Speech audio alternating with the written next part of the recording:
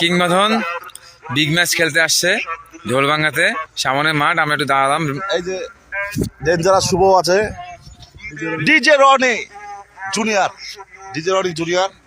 আজকে আমি এসেছি গাইবান্ধার সেরা টিম আমবাগান ক্রীড়া চক্রের হয়ে ঢোলভাঙ্গার বিপক্ষে ঢোলভাঙ্গার মাটিতেই খেলতে।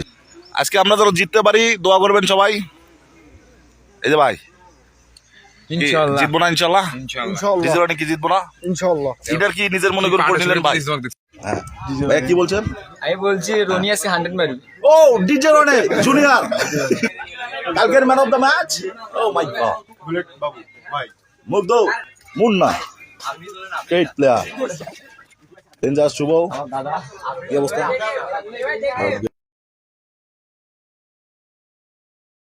ভাইয়ের জন্য নামটা কি ভাই? চঞ্চল।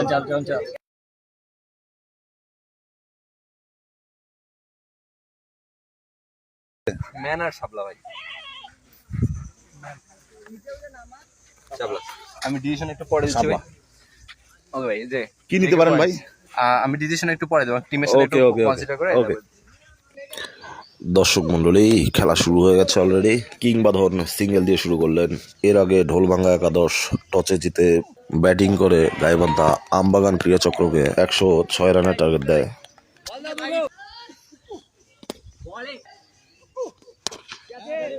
বিশাল 6 কিংবদনের ব্যাট থেকে।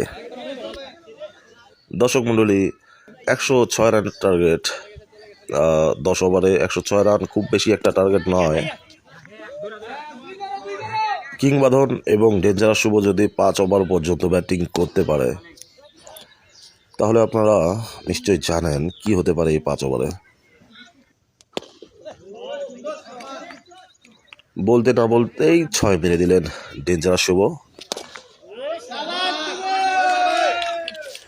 ও মাই গড, আবারও 6 ডেঞ্জারাস শুভর ব্যাট থেকে।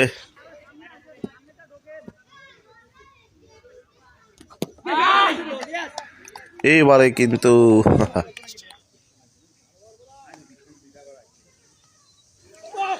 দর্শক মন্ডলী, শেষ পর্যন্ত আমরা কিংবদন, ডেঞ্জারাস শুভ, মুন্না এবং সোহেলের অসাধারণ ব্যাটিং নৈপুণ্যে এই বিগ বাজেট ম্যাচটি অনেক সহজেই জিতে যায়।